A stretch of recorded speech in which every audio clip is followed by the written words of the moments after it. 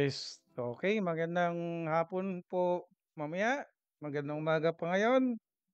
So, meron tayong ilang sandali para makinig sa salita ng Panginoon at patuloy nating makita ang ating responsibilidad bilang mga Kristiyano. Just a couple of not hours, maybe minutes, we'll be looking at 2 Corinthians chapter 5. So as we start, magandang umaga muli. Salamat sa mga bagong dating. Mike, thank you for seeing you. Uh, Niyaya ka ba ni Kuya Roy o Robert maglaro din? Dapat hindi lang sa church, kundi sa basketball din. Kung may mahilig magbike dyan, maraming may available. At the temperature is lower than last week, so we can do some camping as well. So, thank you for coming sa bawat isa. So, I will be speaking more on Tagalog as well as somehow little in English. Uh, we got some message from Pastor Alvin. He's talking to someone, Filipino of course, na posibleng tumulong at maging full-time pastor natin dito. At the same time, we are praying and thinking to connect with Life Church, Pastor Garrett, at Grace Church, Pastor Fuller. I will be meeting them para in case we can talk to them, and then we will meet them with our brethren, African brethren, to see if they can continue. And our point is, you guys will be utilized, will be trained, and after some time, you will be a missionary back home when we go back in our own country. So that's some announcement, a little announcement. So just to recall, last week sa mga nandito, we look at 2 Corinthians chapter 5 First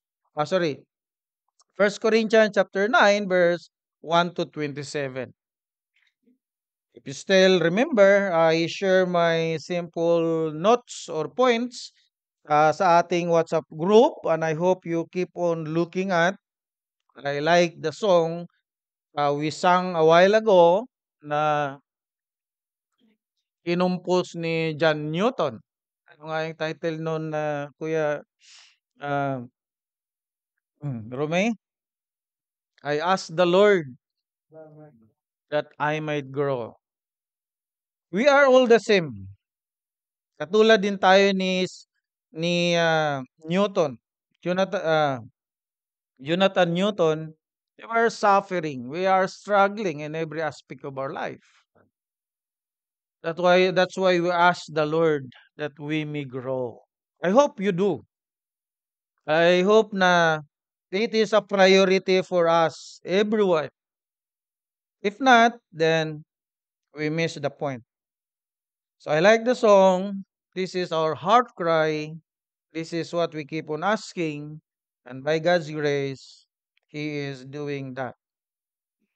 So last week, the best character of a qualified servant leader, the lawful and moral right of gospel servant. It is clear for us, mga mananampalataya, na tayo ay pangunahing sumusuporta sa mga naglilingkod sa Panginoon. It is actually a privilege for us. We are the first to support the gospel servants, ministers. Uh, Hindi lang dapat tip, di ba? Yung pieces, a plan, a will, decision. This is what I give to the Lord. Of course, the qualified leader, his priority is preach and teach the gospel. He is not priority in getting money and money. Yeah? So last week our main point is the church should give full support in every aspect of Christ given gospel minister. So today we are looking at Second Corinthians chapter 5 verse 11 to 21. So in relation to what the church must do or the church will be doing. So ito yung mga maganda makita natin sa ating mga sarili. So as we go on, tayo ay manalangin. Aming Diyos, marami pong salamat that you reconciled us to yourself, and that is in Christ or through Christ. Totoo na kami ay mga malayo sa inyo, mga patay, walang kaunawaan tungkol sa mga bagay, the things related to spiritual, but it is you, Lord, by your grace, by your love, reach us out, regenerate us, give us faith that we see the glory of Christ, the only Savior. And by that, Lord, help us to understand, convict us that we are also to spread the good news of reconciliation. Help us, Lord, to rekindle our heart, our mind, na laging magplano, manalangin at pagpursige sa mga taong walang tunay na kaunawaan tungkol sa inyo, Panginoong Hesus. Ito ang aming dalangin sa pangalan mo, Panginoong Hesus. Amen. So, I would really appreciate or ask you to open your Bible. That is our manuscript. And that will be always looking at. Diba? So, Second Corinthians chapter 5. We'll just limited in 11 to 21 verses. So, ang ating title ay Believers of Christ are Ministers of the Gospel.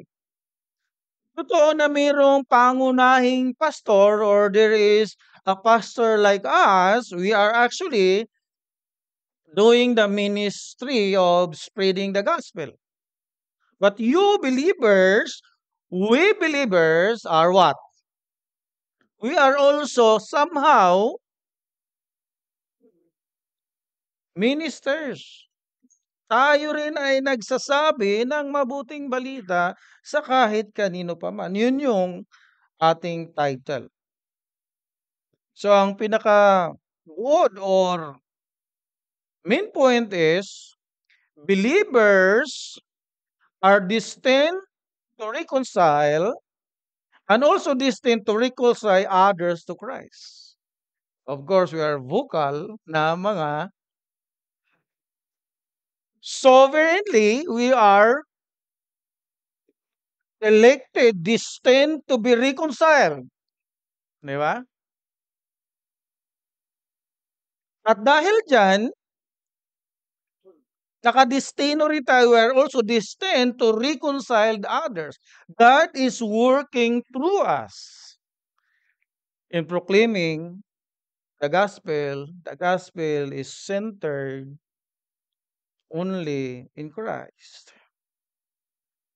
Mabuting balita tungkol kay Kristo. So meron tayong dalawang puntos na tingnan. So there are 2 points we need to look at. Minister of the gospel are receiver of the gospel. Madali po bang ang mga manggagawa ng mabuting balita ay nakatanggap ng mabuting balita. 'Pag sinabi po nating nakatanggap, naunawaan niya, naintindihan niya, kumbinsido siya, what is the gospel? And who the gospel is talking about, 'di ba? Actually, the word reconciled, if we really understand, it is a good news. Dahil tayo ay mga kaaway ng Diyos nung una pa man. But we'll just look at sa mga naunang verses.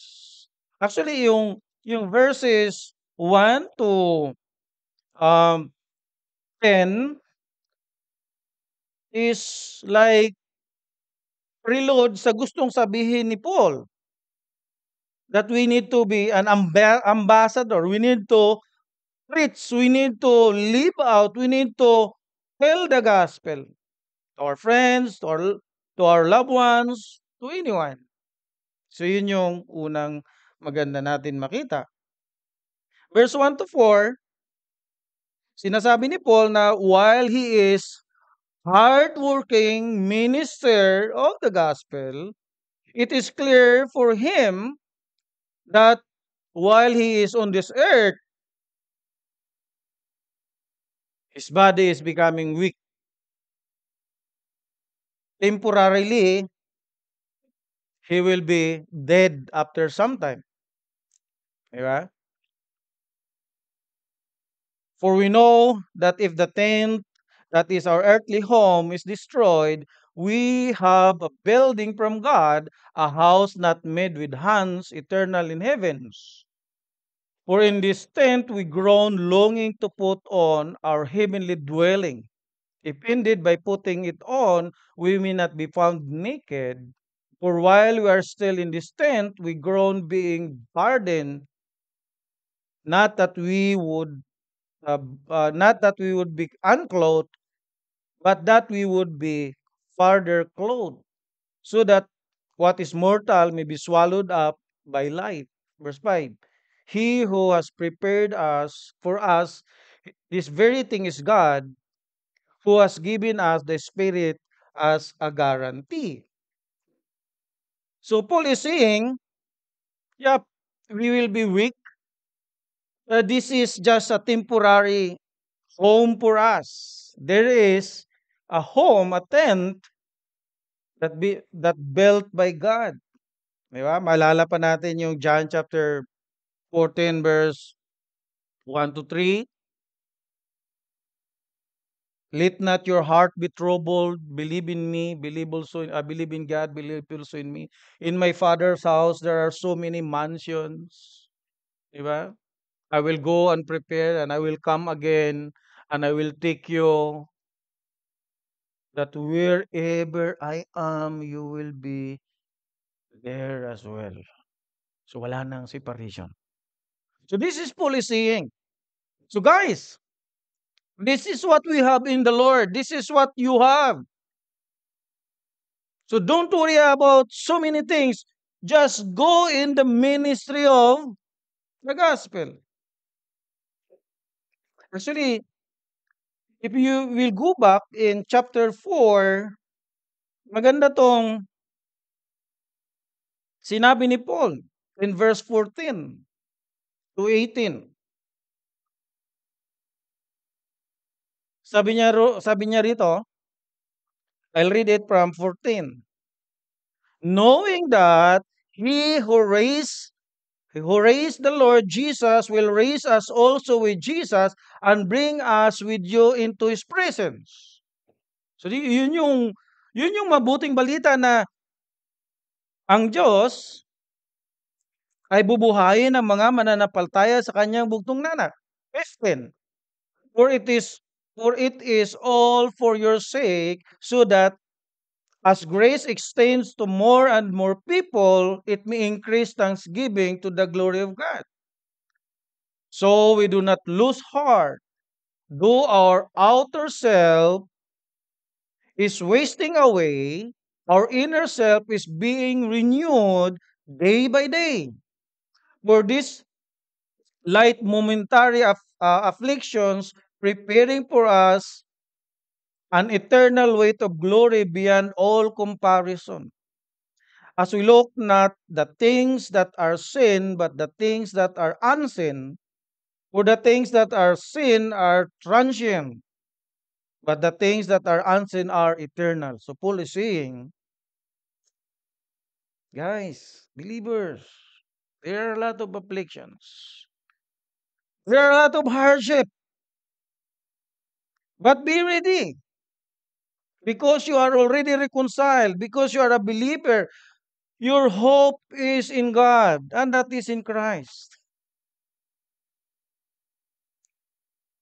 And actually, in verse 6, we need to just live by faith. No need to maraming kwentahan minsan. Di ba? Na, nakaka-buryo, di ba? Paano ng buhay, kwenta dito, kwenta doon, stress dito, stress doon. We are full of stress, but stress will go away when we live by faith in the Lord, not just by sight. What we can do, verse 7. Verse 8, actually, we are of good courage. Chapter 5 nito, ah. Yes, we are of good courage, and we would rather be away from the body and at home with the Lord. So whether we are at home or away, we make it our aim to please Him. For we must all appear before the judgment seat of Christ, so that each one may receive what is due for what he has done in the body, whether good or evil. Sabi ni Paul, habang nandito, hardworking. Number one plan for us, as we preached last week, Lord, sa aking cash flow kasama ang gawain diyan. Habang nabubuhay ako, I'm ready to serve you in gospel ministry. Di ba? Magandang plano yan. This is one of the best plan. If you are just planning to get more and more, well, of course, we want more. But God give us already more than we can receive. We are of good courage. Ito rin ang magandang position that after believer will be dead, pagkatapos ng tunay na mananampalataya, siya ay mamatay, immediately nasa presensya siya ng Diyos. Absent in the body, present in the Lord. Na hindi na natutulog kung saan-saan. Well, kung gusto niyo gano'n, well, I will be with Paul. Immediate in. So, after saying that introduction, Paul again started with, this is our point number one. Our point number one is, ministers of the gospel, a receiver of the gospel. Verse 11, he said, therefore, dahil dyan, mayroong kakasiguraduhan, bubuhayin ka ni Kristo. Mamatay ka man, ikaw ay kapiling ng Diyos agad-agad. After that, whatever you do, God will reward you. Well, of course, rewarding ay magkaiba sa judgment. Yeah, still believers, tayo, gumagawa pa rin tayo ng mga maraming evil. Then God will not reward that. He will reward the good. Of course, sa mga tunay na mananampalataya, parang maaring ikaw ay graduate lang. Eternal life lang ang meron sa'yo. Hindi parang yung iba cum laude, magna cum laude, summa cum laude, graduate lang. Kasi may evil ka pa ring maraming ginagawa. But of course, by God's grace, no. There are 5 rewards a genuine believer can receive. We will discuss that later on. But Paul says, therefore, knowing the fear of the Lord, we persuade others, but what we are is known to God, and I hope it is known also to your conscience. So dahil dyan, sa ginawa ng Diyos, the word fear of the Lord is we are serving Him. Jesus is Lord. When we say that, ano ibig sabihin? The Lord must be followed, obeyed. Di ba? Kaya nga sa panahon nila Agustin, Furious Christos or Furious Caesar.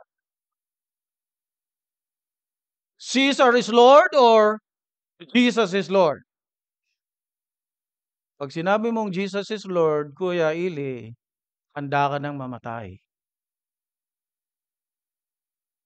If you say Caesar is Lord, you will be alive. But if you say Jesus is Lord, you will be dead. Only Caesar is Lord. Here, Paul is clear. We follow. And even he said, I hope it is known also to your conscience. Corinthians, I hope it is clear also for you. Yes? GCC, I hope it is clear for you or, brethren, are you really a Christian? Dapat maliwanag din ito sa iyo. You obey, you fear the Lord. We are not commending, verse 12, ourselves to you again, but giving you cause to boast about us, so that you may be able to answer those who boast about outward appearance and not about what is in the heart. So Paul is saying, no, don't boast because we are doing good. Boast on what you have received from the Lord. Boast that you understand the gospel. Boast because of that, you can see the outward appearance of many people nowadays. Makikita natin kung saan ang pag-asa ng maraming tao ngayon. Makikita natin kung ano yung prioridad nila. Makikita natin na they are just living dead. But Paul is saying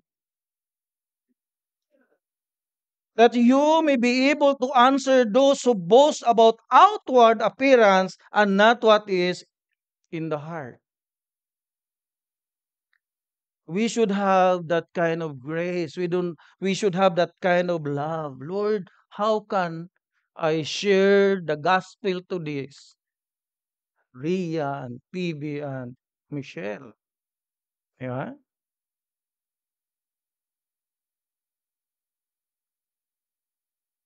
You should understand, we should understand their condition. And that is what Paul is saying.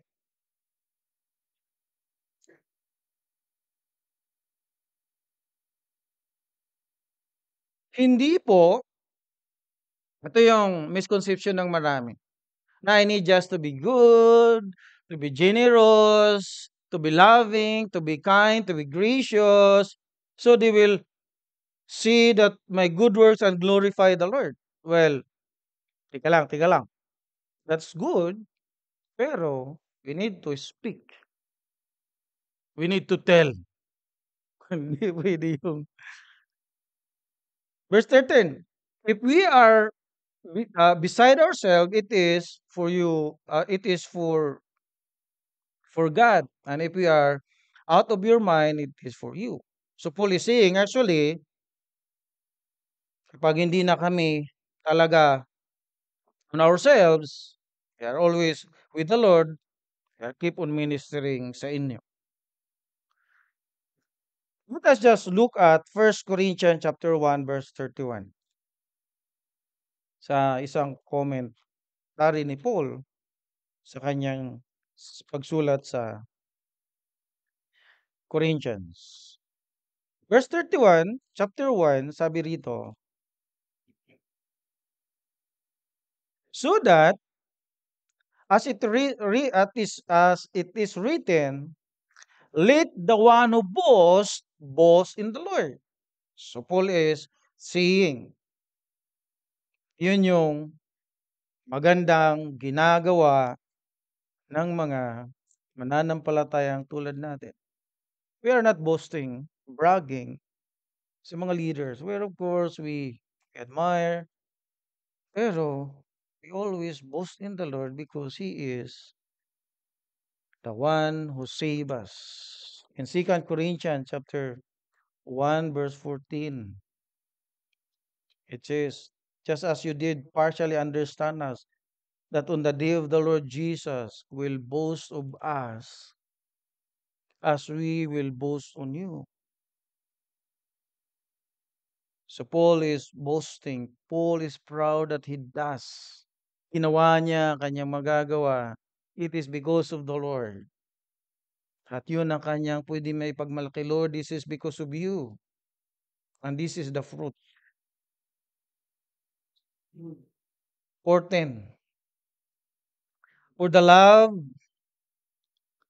of Christ control us, because we have concluded this, that one has died for all, therefore have died. So Paul is saying, dahil kay Kristo, tayong mga patay na. Pero a good commentary actually doon sa Romans chapter 5 verse 15 para mas makita natin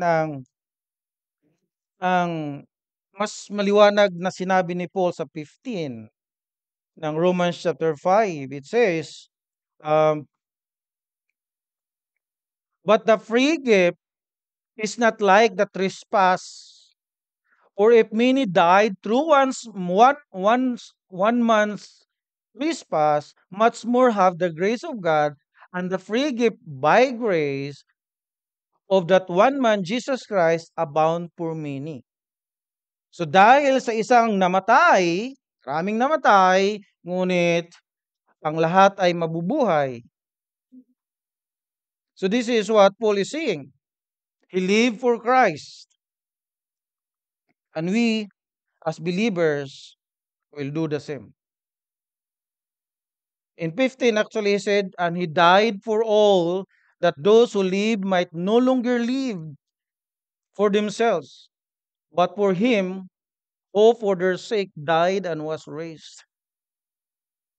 So for us who understand the gospel, who receive the gospel, we have this ministry of gospel proclaimer. So number one, makita po dapat natin na ito yung buhay ng mga tumanggap, nakaunawa, nabubuhay sa mabuting balita. Ang mabuting balita ay nakasentro kay Kristo. At ang mga mananampalataya kay Kristo ay nabubuhay na para sa Kanya. Let us just read Galatians chapter 2 verse 20. I hope na memorize nyo na ito, but we need just to look at again and again, hanggat sa it will be memorized in our heart. This is the believer of the gospel. This is who receive Christ. Verse 20. Yan na? Basahin po natin. I have been crucified with Christ. It is no longer I who live. It is no longer I who live, but Christ who lives in me. And the life I now live in the flesh, I live by faith in the Son of God who loved me and gave Himself for me. So yun yung sinasabi ni Paul. You are minister of the gospel because you receive the gospel. And this is, you live in the gospel, you live for Christ. That's why you fear the Lord. Alright?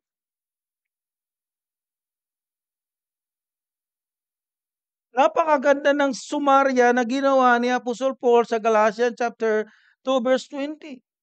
Kasama na akong namatay ni Kristo. I am dead when Christ dead. But when Christ alive, I am alive in Him and I live for Him. By faith, I live for Him. That's why it's good for us to think about how to be effective minister of the gospel. A minister of the gospel is proclaimer of the gospel. Galatians chapter 1 verse 10. Diba? For I am now seeking the approval of man or of God. For I am trying to please man. If I were still trying to please man, to please myself, to please others, what happened? I would not be a servant of Christ. Diba? Saka na lang. See, everything is okay. Well, think about it. You need to think about it. Maganda po ito nating pag-isipan. The problem sometimes of these believers who's supposed to be a minister of the gospel, who understand that they receive the gospel, we are not sinner, we are not doer, we are disobedient. Yeah. So I hope it calls us actually. Now in verse 16, to the rest, it is vice versa. It's like still, because of the gospel we are reconciled, but also because of the gospel, we should proclaim the gospel. We are the people to reconcile people through the gospel of Christ. So point number 2. Minister of the gospel is proclaimer. Kanina, minister of the gospel are receiver of the gospel. You could not proclaim the gospel unless you do understand the gospel. Hindi mo pwedeng masabi ang mabuting balita kung hindi mo ito naintindihan, kung hindi mo ito tinanggap, kung hindi mo nakilala or alam kung sino si Kristo. The gospel is centered to Christ. His life, His perfect life, His death at the cross of Calvary, burial, and His resurrection, His ascension. He is praying now and He will come back after some time. It's all about Christ, not anything from us. Kaya nga ang kaligtasan kay Kristo lamang. At ang tunay na paglago ay kay Kristo rin lamang. The true or genuine maturity is in Christ, through Christ. Nothing less, nothing more. He paid it all. So minister of the gospel is, we proclaim the gospel in any way, in any way possible. Hindi po pwede na, hindi pa kasi ako na-train. No. The moment you understand that you are saved by Christ, by God, by grace, it is by faith, you understand you are sinner, you need a Savior, you start saying this to others. Huwag mong hintayin na kabisado mo pa ang doktrina ng eleksyon, kabisado mo pa ang hypostatic doctrine, or yung dispensationalism and covenant theology. Oh, it will take time. We need to go to basic that Jesus is the only Savior. Verse 16. From now on, therefore, we regard no one according to the flesh, even though we once regard Christ according to the flesh. We regard him as no longer. Therefore, if anyone is in Christ, he is a new creation. The old has passed away. Behold, the new has come. This is you who believe in Christ. You are a new creation. What does it mean? You have new identity. Before you are enemy of God, now you are in the family of God.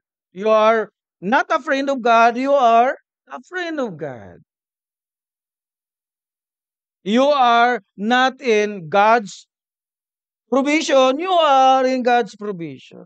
Before you have new life, you have eternal life. No direction, but now you have a secured direction. Even if you like, you are the richest man on this world, more than Elon Musk. Because we are heirs with Christ. Kung ano ang meron si Kristo, yun ang meron ka. You like it? That's what the good news we have in Christ. New mind, new heart, new will. Kaya nga, people will look at si Sir talaga, iba talaga si Sir. Di ba? Ito si ano si Brad, iba to. I'm trying to be living in the gospel. Especially a lot of people surrounds me. Yeah. How I should behave. I hope Alex sees something different in me when we first met. Di ba? Or else he is not coming here anymore. Because there is a new changes. There is a continuous changes. You are, we are a new creation. We are destined to do good works. As Ephesians chapter 2 verse 10. Yeah. When we talk about good works, that's a change of mind, heart, and will. That is a change of godly traits. Di ba? Mayroong tunay na pagbabago. So Paul is saying, you are a new creation. You are a workmanship of God. In verse 18, all this is from God, who, uh, who through Christ reconciled us to himself and gave us the ministry of reconciliation. Ito na yung maganda. All this is from God. We need to always present God as a loving, forgiving God to those sinners like us. Ang problema marahil ninyo minsan, we are always looking at, magkamali ka, paparusahan ka ng Diyos. Minsan, we need to present God as a loving God. Yes, we address the sin of everyone, but always look at that He can forgive sin. He will erase every sin you have, we have, to those our friends. Colossians chapter 1, verse 13. This is the good message. This is the best message we can tell them. All this from God. God only can forgive you. God only can make assurance. Siya lang ang magkaroon ng kasiguraduhan sa buhay mo. Ano ba ang meron ka sa buhay mo ngayon? Ano ba ang pwede mong ipagmamalaki? Meron ka na bang ilang thousand or million marahil sa bangko? Yan bang seguridad? Or maayos yung trabaho mo, you have a good work in Etihad Rail? That's why you are feel comfortable or okay. No. Paul is saying it's all from God. Why we are reconciled, and that is through Christ. It costs the life of Christ for us sinners to be reconciled. There is a question that always pop up. This is the God you are talking about? Christianity. This is the loving God. After his son was butchered, after people sin about your God, and he gave his son for us. No, in Islam, that is not a loving God. You ever think about that?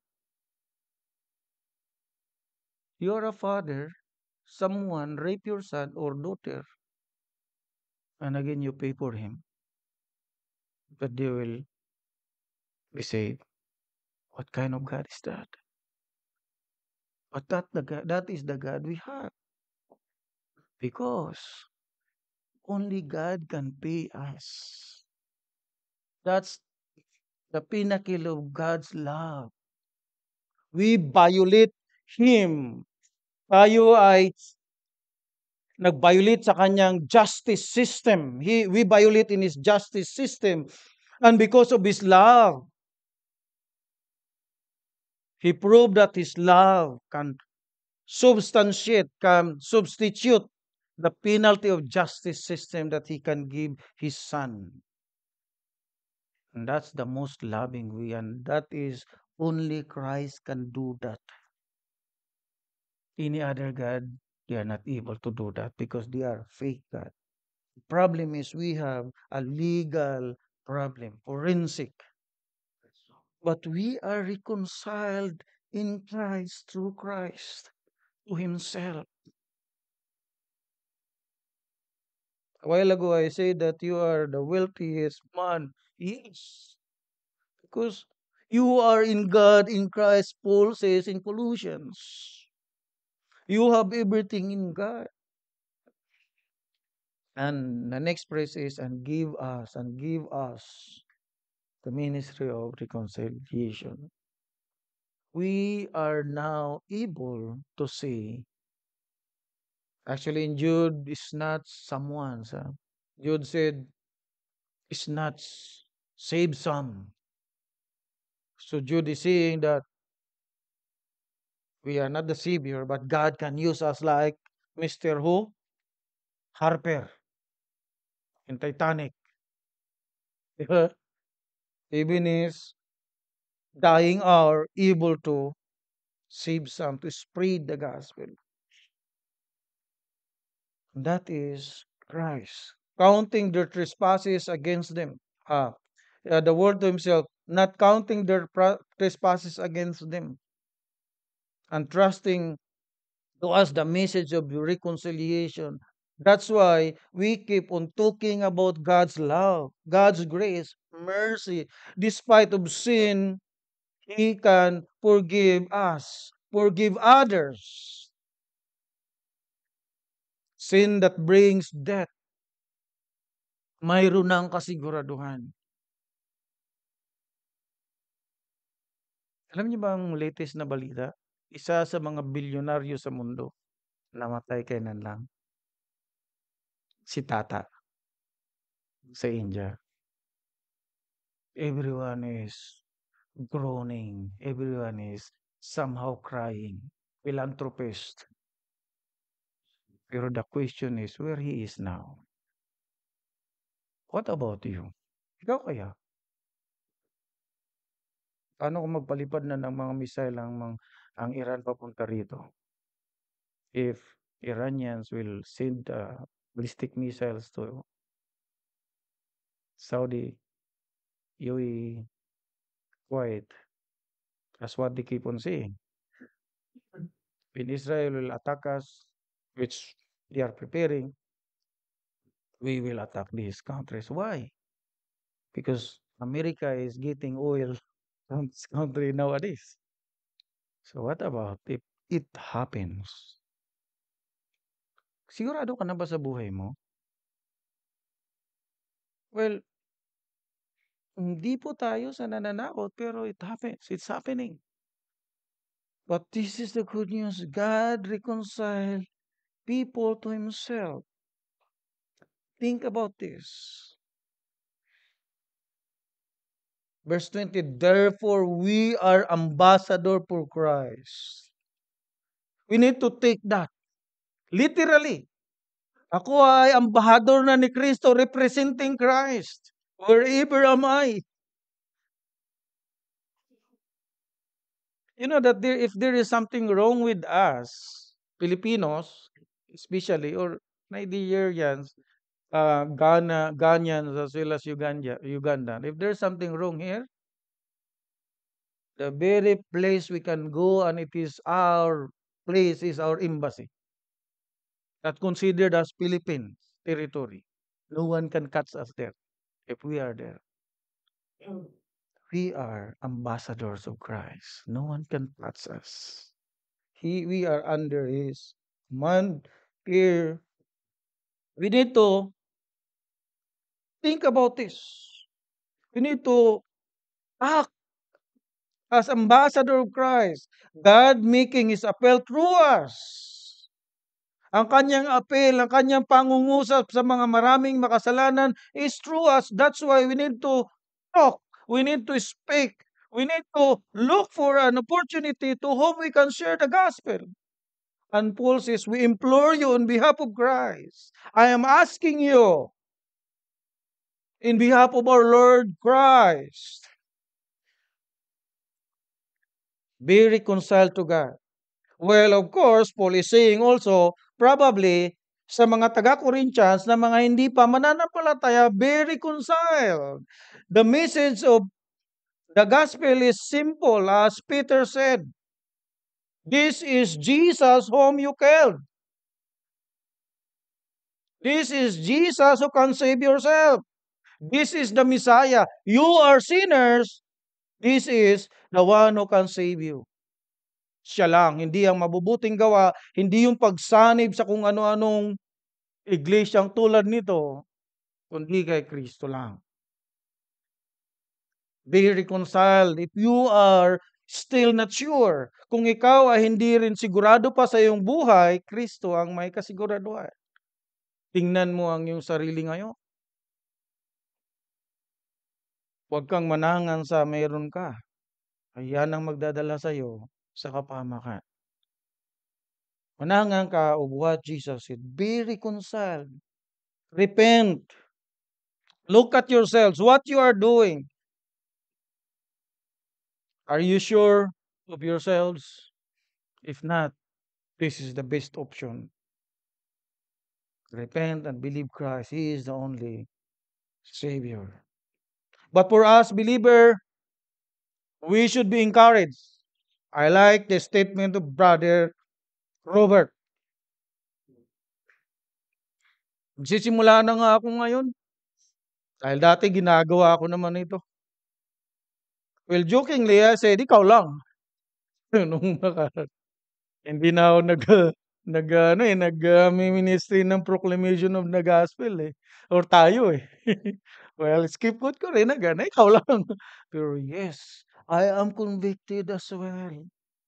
I'm complacent of this work. As ambassador, as a minister of the gospel, I need to proclaim the gospel. I need to talk. I need to ask people if they can listen to me. Pwede ka bang makinig sa akin? I remember nung nagti-training kami ng evangelism, mga simple techniques that I am just looking back again. People does not know what is evangelism. Kayo for evangelism. Can we talk about evangelism? What is evangelism? From the word evangelism, people is curious, and then you can elaborate what is evangelism.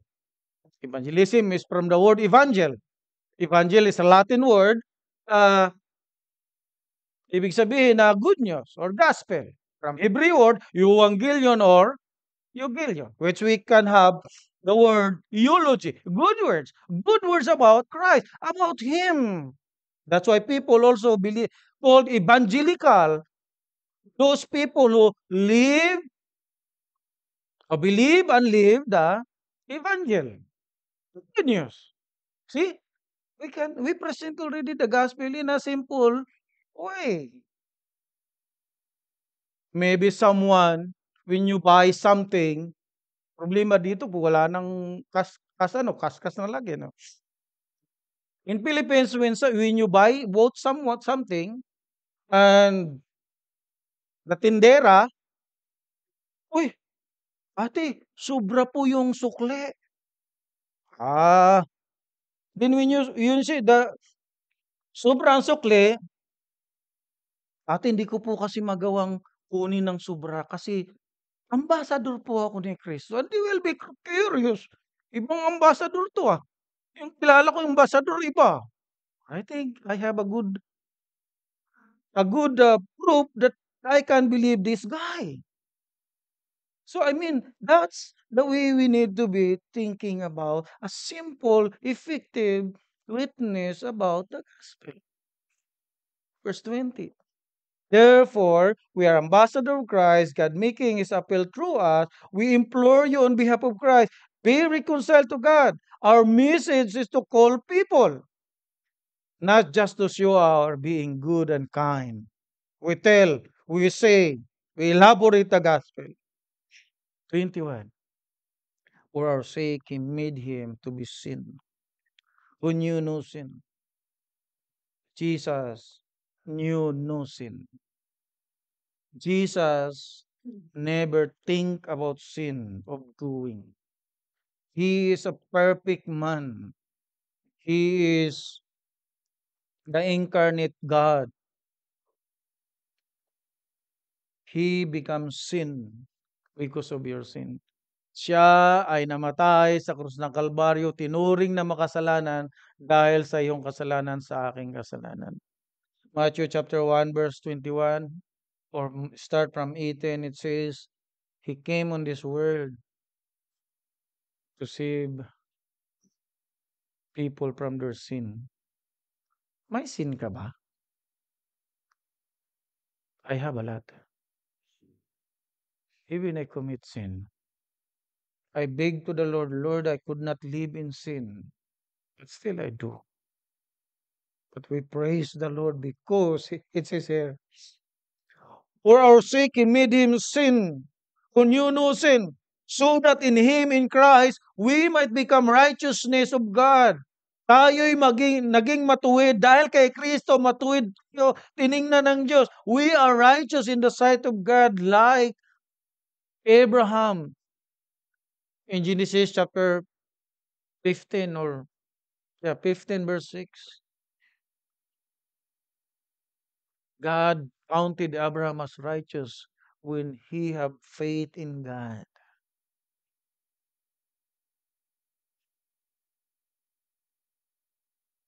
Message is always about the gospel. Message is all about Christ. Yes, marami po talagang kumukontra. So be it. Paul says, be of good courage. To wrap up, believers of Christ are ministers of the gospel. You like it, you don't like it. But we like it as believers. Then we, as minister of the gospel, we understand that we receive the gospel. Clear. The gospel is all about Christ. The heart, the centrality, the foundation, the life of the gospel is Christ. We always proclaim the gospel. Ito yung karaniwan nyo nang napapakinggan sa akin. I always do this, PPP. Okay, pastor is 12 steps of Shaolin of evangelism. Masyadong mahaba, pero okay din. This is what I did. Well, PPP in our conclusion. Are you a believer? Yes, of course. This is just to ask us. Are you a believer? Then you are a minister, a proclaimer of the gospel. Number one is, you need to pray. Pray for who is, I need to keep on telling the gospel. Pray that this man, Lord, I will be That prayer will include plan. 24 hours ang aking trabaho. Sometimes 12 hours sa trabaho or 24 hours ang meron ako. Eh, ako ngayon umaabot ng 12 hours. Kasi maraming ginagawa. But in how many minutes I need to spend this guy? I was talking to Trey. I hope he will be one day he will come here. I keep on sending messages to him. Now he keep on saying, Kuya, thank you. You are different from others. Ito, Bisaya kasi nga naman. You talk directly and I like it. So in just simple. Sometimes I ask him, where are you? Can we meet? Can we talk? Yeah, I will be going to basketball court. I could not go now.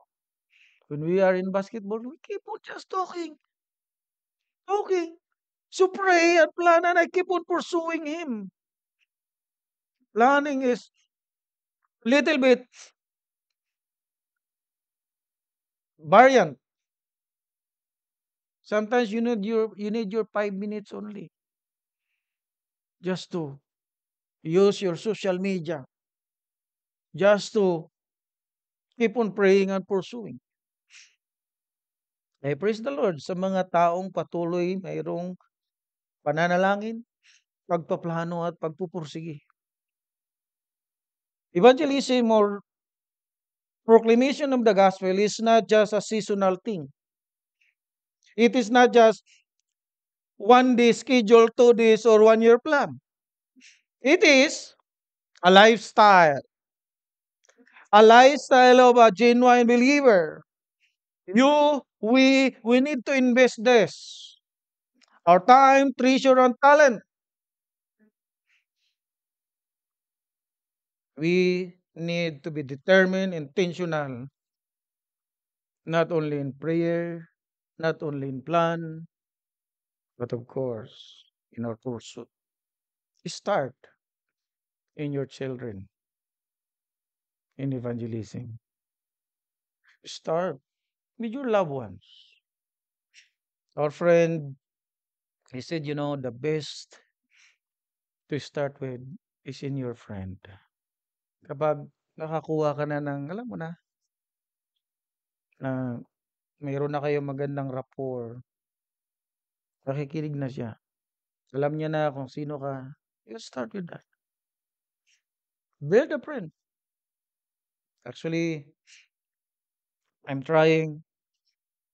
We are having a basketball team and start calling these people, asking them questions just to present Christ. Look for someone and beg for Christ. Be a friend to someone that Christ will be proclaimed to them. What about you, others? Are you a believer of Christ? Hanggang ngayon po ba ay di mo alam ang buhay? I ask you to check yourselves, your heart. Where are you going? My friend, where are you going? That's a good question. Pagkatapos mo ng buhay dito, saan ba talaga tayo? It is only Jesus said, I am the way, the truth, and the life. No one comes to the Father except through me.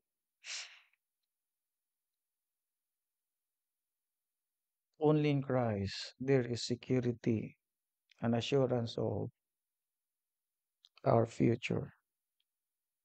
Let us come to the Lord in prayer.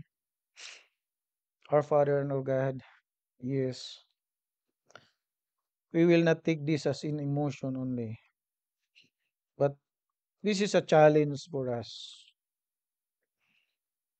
Hindi po dahil nakindled lamang ang aming mga damdamin ngayon, at tila baga nagkaroon na kami uli ng pagnanais to do the evangelism works, to proclaim the gospel. But Lord, help us to be clear in our mind that this is a lifestyle. The very foundation is we understand the gospel.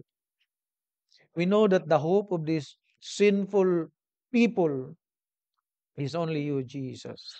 We always proclaim the love of God, the grace of God, the mercy. But there is a wrath to come. And that's why they need His grace.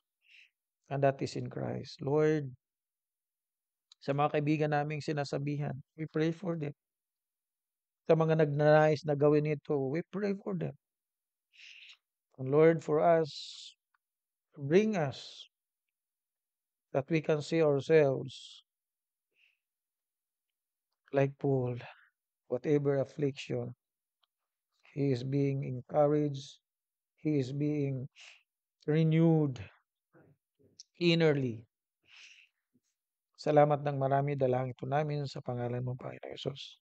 Amen.